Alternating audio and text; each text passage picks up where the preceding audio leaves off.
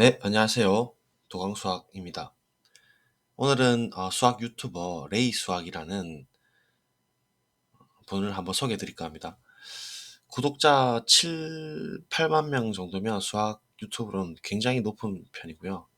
영상이 되게 저보다 수학적으로 의미 있고 좋은 편집 그리고 좋은 목소리 등으로 되게 잘 돼 있습니다. 그래서 꼭 추천드리고 한번 심심할 때 가보세요. 되게 좋은 영상들 많죠.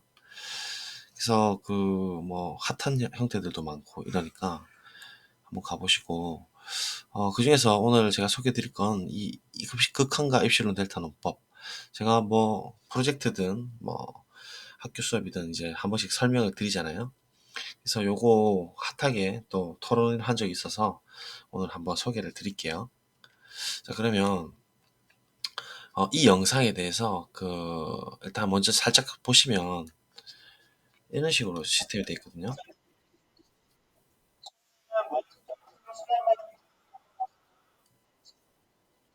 한번 보시면 좋겠죠?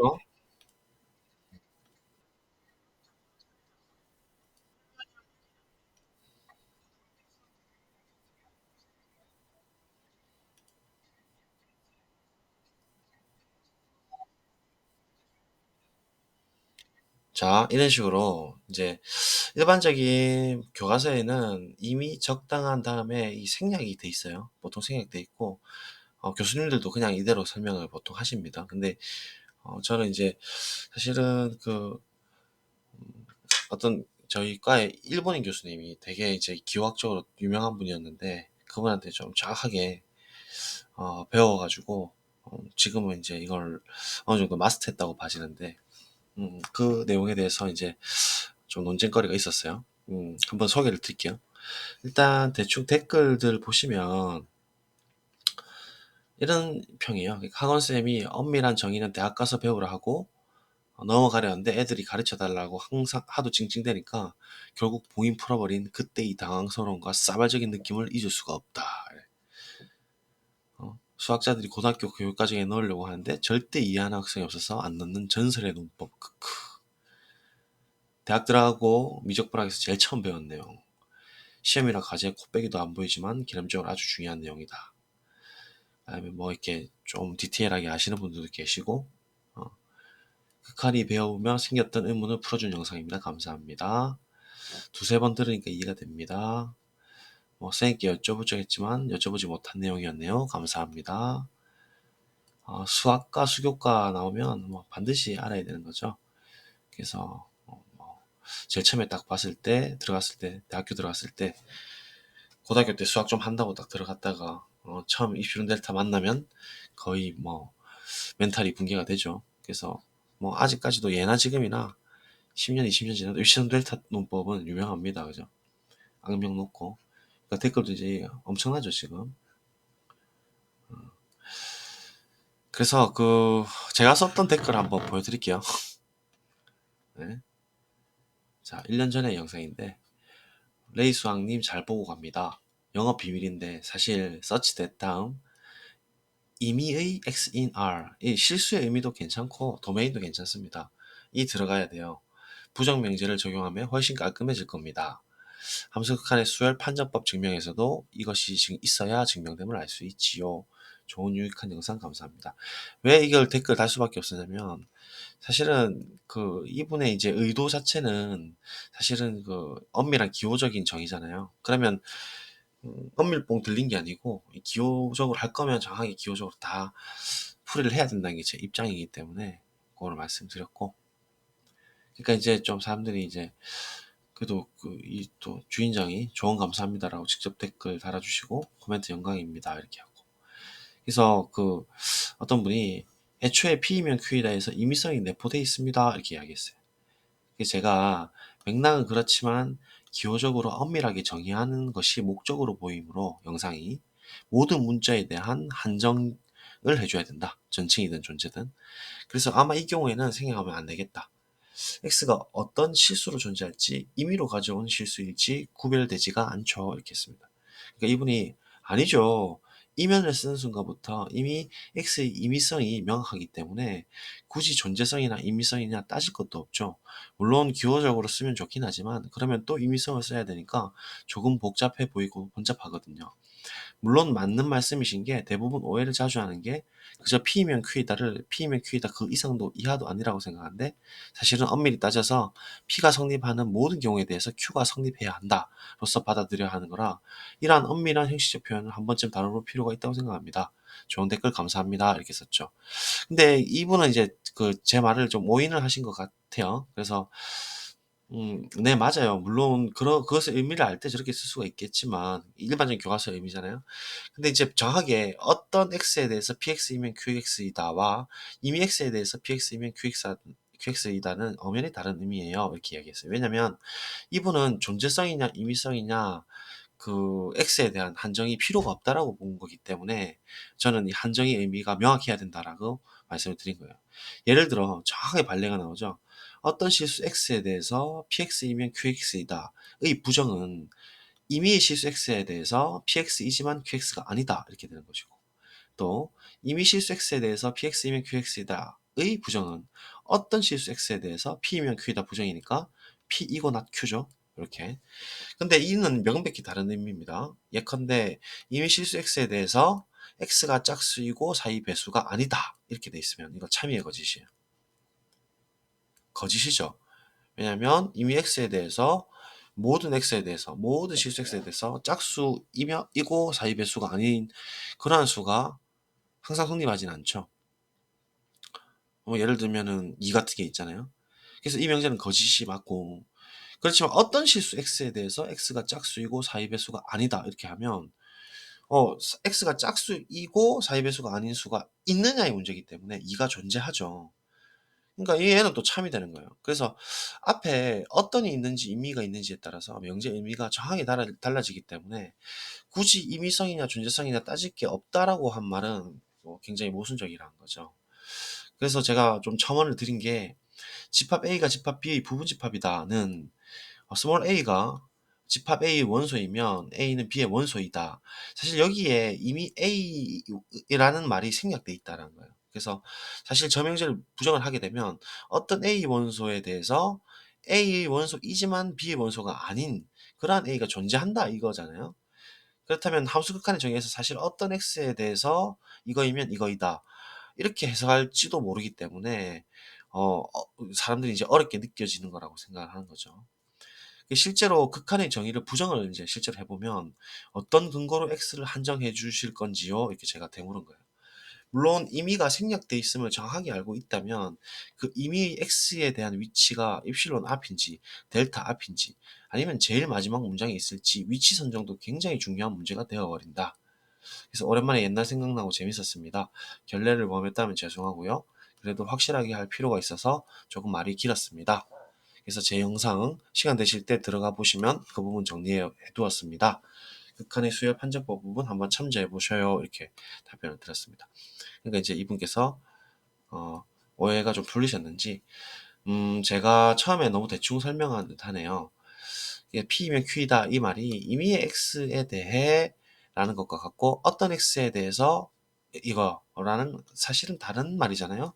그래서 도광수학님께서 그 후자를 생각하실지 모르고 처음에 P이면 Q이다로만 대강 설명한 게 제 실수네요. 이렇게 이야기했죠. 근데 사실은 제가 후자로 생각하려고 한 게 아니고 그렇게 해석을 할 수 있다는 걸 이야기한 거고 저 위의 두 번째 명제와 세 번째 명제는 명백히 다르고 실제로 극한에서는 그런 식으로 정의를 안 했어서 그냥 P면 Q이다로 설명했던 것입니다. 그리고 극한의 부정은 입실론을 상수로 잡고 델타를 잡을 때마다 그에 의존하여 X가 존재하여 P는 맞지만 Q는 아니다로 설명을 할 수가 있기에 수열 판정법 등을 이용하여 수렴성의 부정 형태를 필중 조건으로 유도해낼 수 있다고 말씀드릴 수 있을 것 같습니다. 좋은 말씀 감사드리고 채널 들어가 봤습니다. 임용에 관한 영상이 있던데 수학, 교육, 예비 교사로서 존경합니다. 앞으로 더 실력 좋은 교사가 되어 보이겠습니다. 잘 봤습니다. 그러니까 이제 같은 업계에 준비를 하고 계시는 어떻게 보면 후배죠. 후배 선생님이라고 볼 수가 있겠어요. 그래서 제가 훈훈한 마무리 감사드립니다. 정확하게 잘 알고 계시네요. 명제의 기호와의 정의는 불필요하게 느껴지더라도 가능한 한 명백히 해야 한다는 점에서 직관적으로 당연하다라는 입장이 있고, 또 자세하게 표기해야 된다는 제 입장에서 오는 오해인 것으로 정리하면 되겠습니다.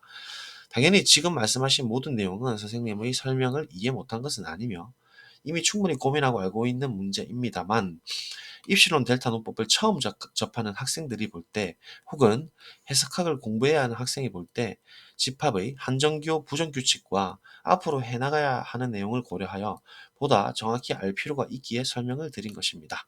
앞으로 건승하기 바라겠으며 오늘 토론은 매우 유익했습니다. 저 또한 존경하고 감사드리는 바입니다. 나중에 훌륭한 교사 되셔서 대한민국의 미래를 밝혀주세요. 추석 잘 보내세요. 이렇게 했습니다. 그러니까 어떤 분이 이런 대댓글을 쉽게 볼 수 없는 게 아쉽네요. 크크. 아, 이해했어 짤. 뭐 이런 댓글도 있었고, 또 열받아서 또 화를 내는 분도 있었습니다. 수학도 언어예요. 우리가 문법 정확히 지켜서 말하지 않듯 소통되면 문제 없습니다. 엄밀봉 들려서 기호로 완벽하게 환원하고 싶어 하는 건 학부 2, 3학년 때 떼지 않나요? 한정사 생략하는 문제도 아니고 한정사 위치로 태클 걸어놓고는 직관주의 운운한 건 진짜 아는 체 하고 싶어서 안달난 걸로밖에 안 보이는데, 이렇게 얘기했어요. 그래서 제가 아니죠. 영상의 의도가 엄밀봉 아닙니까? 영상 의도가.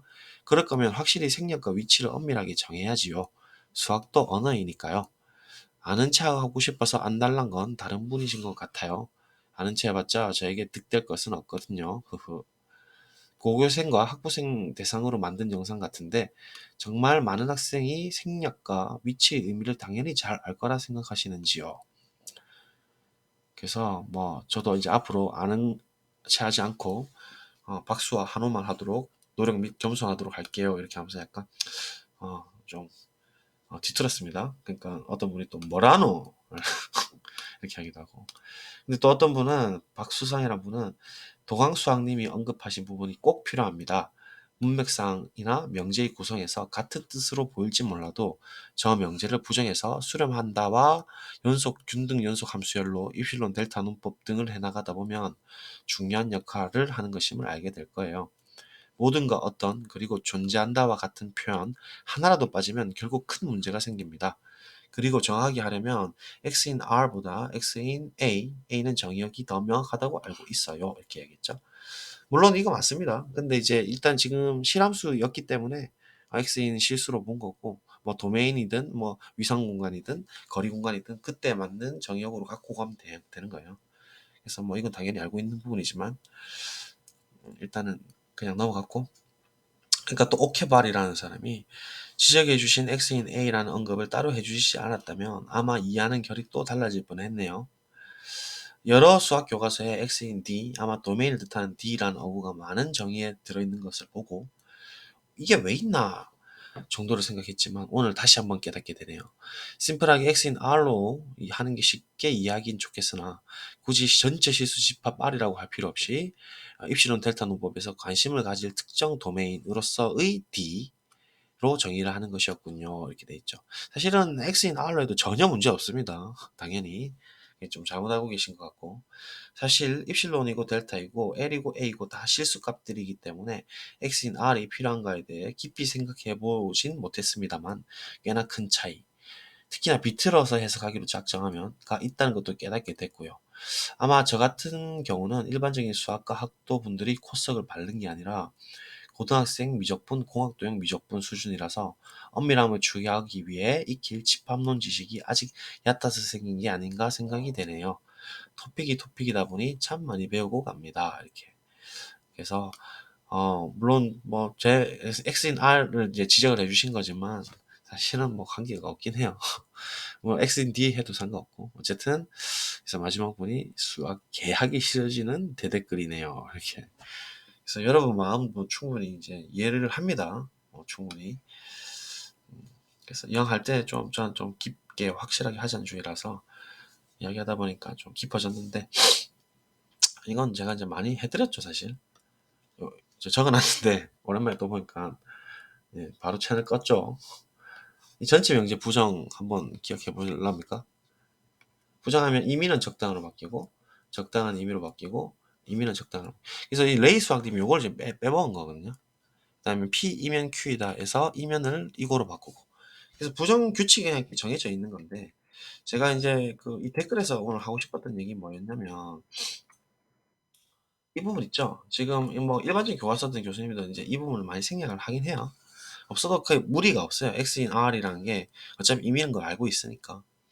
근데 이제 한글로 정확하게 쓰기를 원하는 교수님들은 를 만족하는 모든 실수 X에 대해서라고 표현하기도 해요. 그리고 얘를 한번 생각해 볼랍니까? 얘가 뒤에 있었으면은 이 존재하는 델타는 물론 입실론에 의존해서 존재했고, 그다음에 이 뒤에 있는 형태랑 독립적인 모든 X를 다 표현하는 의미인데, 얘가 만약에 이제 앞으로 이렇게 딱 들어간다 생각해 보시면, 결국 이 델타라는 것은 X하고 입실론에 의존한 그러한 델타가 돼버리니까 의미가 전혀 달라지죠. 이해될까요? 그래서 이 부분도 똑같이 그러면 앞으로 이렇게 빠질 건데, 그러면 이러한 델타라는 것은 x도 입실론도 델타랑 관계없이 의존하지 않고 그냥 땅 하고 떨어지는 존재성이거든요. 그렇기 때문에 이 위치가 어디에 들어가느냐가 매우 중요하고, 그 다음에 또 이 녀석이 제가 했던 얘기가 임의가 되느냐 혹은 존재한다가 되느냐에 따라서 의미가 전혀 달라진다는 얘기예요. 그래서 그 두 가지를 지금 제가 지적을 해드린 거고, 실제로 그 내용은 정말로 중요한 걸로 봐집니다. 사실 이걸 부정정하게 했을 때 이러한 x를 찾아낸다는 의미가 뭐 전에도 설명드렸지만, 입실론이라는 것은 그냥 숫자로서 2분의 1이든 100이든 이렇게 존재하면 되는 거니까 뒤에 녀석과 독립적으로 땅 존재하는 녀석이고, 이제 각각의 델타가 던져질 때마다 델타에 의존해서 x가 그때그때 결정된다는 얘기이기 때문에 x 델타라고 보통 표현해요.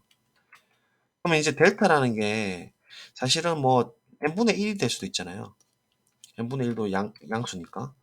그렇게 되면 이 x 델타 대신에 xn의 의미가 되는 수열의 의미를 갖는 거기 때문에 이렇게 수열 판정법의 의미가 생기게 되는 거예요. 그래서 그 존재냐 의미는 굉장히 중요하다라는 얘기죠. 그래서 오늘 여기까지 또 오랜만에 입시론 델타 논법 한번 또 치고 달려봤습니다. 들어주셔서 감사하고 레이 수학 많이 사랑해 주십시오. 감사합니다. 저는 그런 능력이 안 되거든요. 편집이나 뭐 그런 목소리가 좋은 것도 아니고.